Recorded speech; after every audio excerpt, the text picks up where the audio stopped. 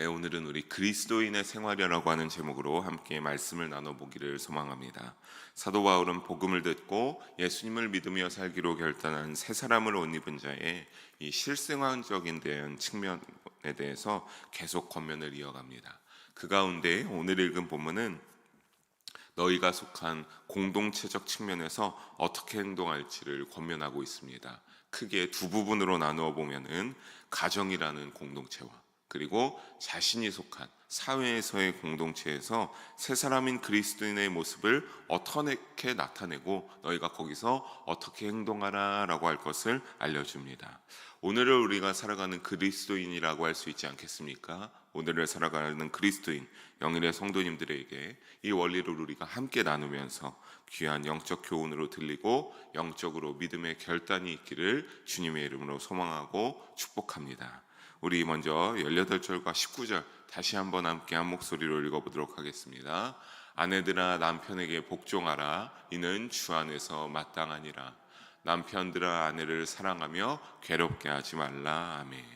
먼저 가정에 대한 원리를 말하기 시작합니다. 가장 먼저 나오는 것은 부부간의 생활에 대한 것을 말하고 있습니다. 먼저 아내는 어떻게 하라고 합니까? 남편에게 복종하는 것이 주 안에서 마땅하다라고 사도 바울은 골로새 성도들에게 권면하고 있습니다. 남편들은 아내를 사랑하며 어떻게 하지 말라고 이어서 권면합니까? 괴롭게 하지 말라라고 사도 바울은 권면하고 있습니다. 여러분이 이것을 잘 아시리라 생각하는데 이것을 우리가 크게 여기 18절과 19절에서 두 가지 부분에서 포커스를 맞추고 함께 다뤄보고자 하는데 바로 18절에 나왔던 아내는 복종하라 라고 하는 것과 19절에 이어서 나오는 남편들이 아내들에게 사랑하고 괴롭게 하지 말라라고 하는 부분입니다. 먼저 복종하라는 부분을 여러분 헬라어 원어로 살펴보게 되면 의미를 살펴보면 질서 유지라고 하는 의미를 가지고 있습니다. 그러니까 하나님 어떤 질서 유지냐? 하나님은 남자와 여자란 인간을 창조하시고 그들을 통하여서 남자와 여자가 이렇게 하나 되는 가정을 만들었을 때 역할과 위치에 차이를 두셨습니다. 여러분이 아는 것처럼 남자는 어떠합니까? 그 가정을 다스리고 지킬 권한과 의무를 하나님께서 주셨고 여자에게는 남편에게 내조하고 섬길 역할을 주셨다는 것을 우리가 여기에서 보게 되죠. 그렇다고 이제 이 질서를 유지를 의미한다고 해서 결탄코 이제 남편이 가부장적으로 더 행하고 남편의 권위가 더 강하다라고 하는 의미에서 사도 바울이 이렇게 말하는 것은 아닙니다. 결국에는 서로에게 맡은 역할과 그 질서가 다르다는 것을 의미하는 것이고 그것이 어떻게 되는 겁니까? 잘 어우러져야 가정이 평안하게 흘러갈 수 있다라고 하는 것을 사도 바울은 이러한 조금은 다른 차원에서 알려주고 있습니다. 왜냐하면 당시의 시대는 굉장히 가부장적이었기 때문입니다. 아내가 남편에게 조금만 마음에 드는 것을 남편이 발견하게 되면 그냥 남편이 서류 하나로 해서 이혼한다라고만 해주면 그 즉시 이혼이 성립되는 참 조금은 여자의 권위가 많이 크게 성장되지 못했던 때인데 지금은 그런 것이 아니라 사도 바울은 그때 시대에서 믿는 자들로서 서로 잘 역할의 질서를 유지하며 남자의 역할에서 오는 권위를 아내들은 존중하라라고 하는 것을 가정 지키고 다스리는 그 의미 역할을 존중하라라고 사도 바울은 권면하고 있는 소리입니다. 이는 다음에 남편에게 나오는 아내들을 향하여서 사랑하고 괴롭게 하지 말라라고 하는 권면을 볼 때 가부장을 지지 않는 것을 확실하게 알 수 있습니다. 여기에서 아내를 사랑하며라고 하는 부분은 아가페라고 하는 이 헬라어 원어의 아가페가 쓰였기 때문입니다. 아가페의 사랑은 하나님의 인간에 대한 사랑을 일컫습니다. 근데 남녀 간의 사랑, 어떤 육체적인 이러한 사랑은 에로스의 사랑이라고 표현하는데 여기에선 아가페의 사랑을 의미하고 쓰였는데 이 아가페의 사랑은 뭡니까? 하나님의 인간에 대한 사랑을 일컫는 겁니다.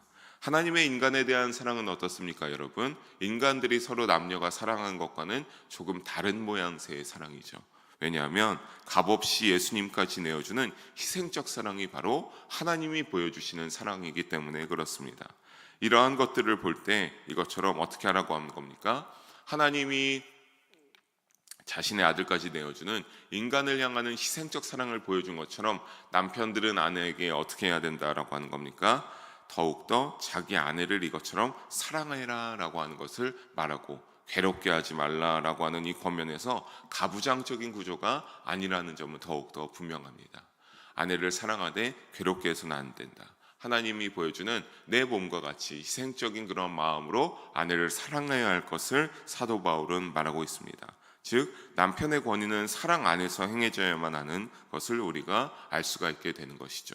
즉 다시 한번 정리해 보면 아내를 향한 권면이 어떻습니까? 복종과 섬김으로 집약된다면 남편을 향한 권면은 뭡니까? 사랑과 자비여야 한다라고 하는 것을 우리가 여기에서 알 수 있습니다. 이 말씀에 순종하여 우리 가정을 이루는 우리 남편과 아내가 되시는 분들 서로 의존하여 복종하고 사랑하는 길을 택하는 우리 영일 성도님들의 각자 맡은 남편과 아내의 역할을 잘 감당하시기를 주님의 이름으로 간절히 축복하고 소망합니다. 이어서 자녀에 대해 나옵니다. 우리 20절과 21절의 말씀 함께 다시 한번 읽어보도록 하겠습니다. 자녀들아 모든 일에 부모에게 순종하라. 이는 주 안에서 기쁘게 하는 것이니라.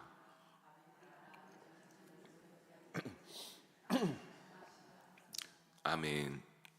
자녀를 향하여 20절에 보면 부모에게 순종하라고 사도 바울은 권면하고 있습니다. 그것이 어디 안에서 기쁘게 하는 것이다? 주 안에서 기쁘게 하는 것이라 라고 말하고 있기 때문입니다.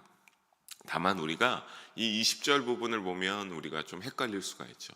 자녀들의 모든 것들은 무조건 부모의 일에 말에 순종하고 따라야 하는가라고 하는 그러한 오류가 생길 수가 있기 때문입니다. 그렇기 때문에 우리는 이 부분에서 제가 1절까지 같이 읽었죠. 21절까지 함께 아우르면서 보는 것이 좋습니다. 앞서 나오는 것처럼 남편과 아내에게서도 남편에게 향하는 권면, 아내에게 향하는 권면에서 남편에 대해서 이렇게 해야 된다, 아내에게 남편에게 이렇게 하는데 그냥 단순히 남편에게만 끝나는 것이 아니라 아내의 역할에서도 하는 서로 어떤 의무적인 제한선이 걸려 있는 것처럼 자녀의 관계에서도 부모의 관계에서도 그것이 이루어져 있기 때문에 그렇습니다. 먼저 우리가 20절에 자녀들아 모든 일에 부모에게 순종하라 라고 하는 부분에서 자녀가 부모에게 순종해야 할 이유를 찾는다고 한다면 그것은 무엇이겠습니까? 하나님께서 부모로 세우시고 선정하사 우리에게 무엇을 허락하시는 일을 부모에게 허락하셨습니까? 생명을 우리 자녀에게 베푸는 일을 허락하셨기에 그렇기에 부모가 자녀의 권위자가 될 수 있는 겁니다. 어느 누구도 할 수 없죠. 엄마가 배 아파서 낳고 그러한 사랑의 관계에서 태어난 귀한 생명 자녀는 무조건 부모가 그 자녀의 권위자가 됩니다. 다만 자녀의 입장에서는 방금도 말씀드린 것처럼 모든 일에 순종하라 라고 할 때 그것이 어려울 때도 있지 않겠습니까? 가령 들어서 어떤 겁니까? 부모님의 어떠한 요구를 듣게 되었는데 너무나 부당하다 느껴지는 경우도 생길 수가 있습니까? 없습니까? 생길 수가 있기 때문에 그러합니다. 여기에 또 저보다 연세 많으신 분들은 그러한 과정을 지나면서 살아오신 줄로 생각합니다. 어떠한 시부모님이든 나의 부모님이든 그러한 부당한 요구를 하는 때가 있기 때문에 무조건 순종하라, 그거는 좀 어려울 때가 있죠. 그래서 즉 어떤 겁니까? 그때 그러면 자녀로서 부모가 부당하게 요구하니까 혈기를 부려서 거절해야 되는 것입니까? 그거는 아니죠. 자녀에게 부모에게 순종하라, 그것이 주 안에서 기쁘게 하는 것이니라 라고 하는 것처럼 그럴 때 자녀는 어떻게 해야 되냐? 혈기를 부려 거역하고 화를 내고 다투고 하는 그러한 것이 아니라 어떻게 해야 되는 겁니까? 지혜롭게 부모에게 잘 말하여서 부모가 말하는 그러한 일들의 방향성이 옳게 흘러갈 수 있도록 해야 하는 겁니다. 즉 의견을 받아들여서 옳게 부모를 섬기는 자세가 어떤 겁니까? 바로 순종의 모습이라고 할 수 있겠습니다. 부모는 이때 그러면 어떻게 해야 되는 겁니까? 자녀의 말을 잘 들어줘야 되겠죠. 왜냐하면 하나님이 허락한 생명의 권위자가 되고 그러한 관계 속에서 자녀의 말을 잘 듣고 자녀의 말이 이르니까 정리해서 다시 그 자녀에게 말할 때 자녀가 잘 순종할 수 있는 그러한 것을 자녀에게 허락해 줘야 되는 겁니다. 그런데 그렇지 않게 되면 자녀가 21절에 나오는 것처럼 어떻게 될 수 있습니까? 낙심하고 노엽게 되어서 그 마음이 낙심할 수 있기 때문입니다. 그렇다고 여러분 여기서 또 오류가 생기는 것이 그러면 어떤 훈육을 하지 말고 오늘날 들어주는 것처럼 모든 자녀들이 하는 것을 들어주고 이렇게 응해줘야만 하는 것이냐? 여러분 그거는 아닙니다. 마땅히 당연히 하나님은 말씀으로 사랑으로 가르치며 하나님 안에서 훈육하고 바른 길로 가게 키워줘야 된다는 것을 말하고 있는 겁니다. 다만 부모의 권위가 순종해야 된다라고 하는 것으로 일방적으로 부모의 권위가 가해져서 비이성적이고 부당한 그런 요구들을 해서는 안 된다라고 하는 점입니다. 하나님이 자녀의 권위자로 세운 것은 그러한 것들을 통해서 부모가 이득을 챙긴다거나 내 멋대로 막 이렇게 휘두르라고 하는 것이 아니라 하나님의 선물인 자녀를 주 안에서 엇나가는 방향으로 나아가지 않게 잘 키우는 권위자로 세우신 것이기 때문에 그렇습니다. 사랑하는 성도 여러분, 결국 가정의 이러한 역할들은 어떤 것입니까? 더 오래 살아서 부모님이 더 이렇게 순종에 대해서 자녀보다 뛰어나서 이러한 것에서 이루어지는 것이 아니라 결국은 가만히 보면 하나님의 사랑이라고 하는 이 맥락에서 이루어져야 합니다.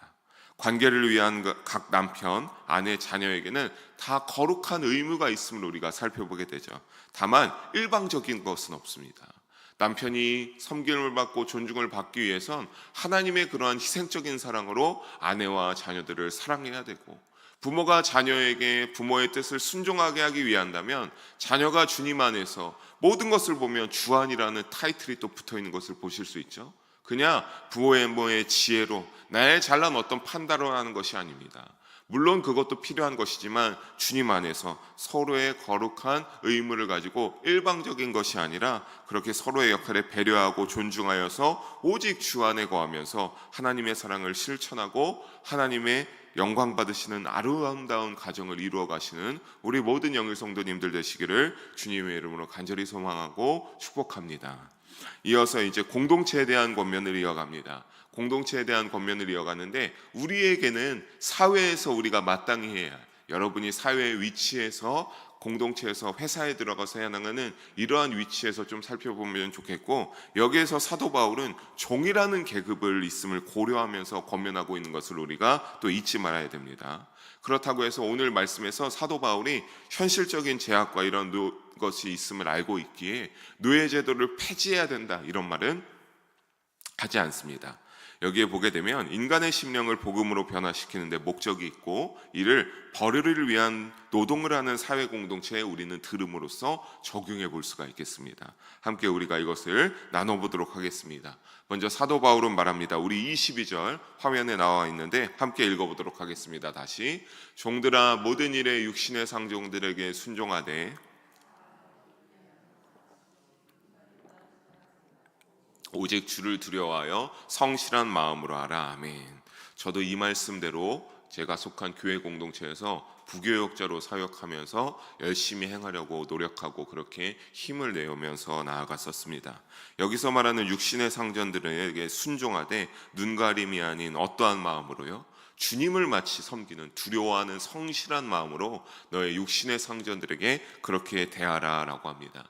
여기에서는 종과 주인의 관계인데, 우리가 이것을 방금 아까 좀 전에 말씀드린 대로 우리가 사회에서 위치한 어떤 여러분이 속한 공동체에서 일하는 것으로 생각하면 나의 위에 해당하는 사람들에게 어떻게 해야 되는 겁니까? 주를 두려워하는 성실한 마음으로 그렇게 상전을 대하면서 나아가야 된다라고 하는 겁니다. 다만 우리가 여기서 알 수 있는 것은 육신의 상전들이라고 표현하고 있다는 점입니다. 육신의 상전들은 무엇입니까? 세상의 상전들이에요. 세상의 상전들. 우리보다 사회에서 조금 더 위에 있는 상사라고 하든가 이런 것들, 즉 세상 신분과 계급에 한정되어 있습니다.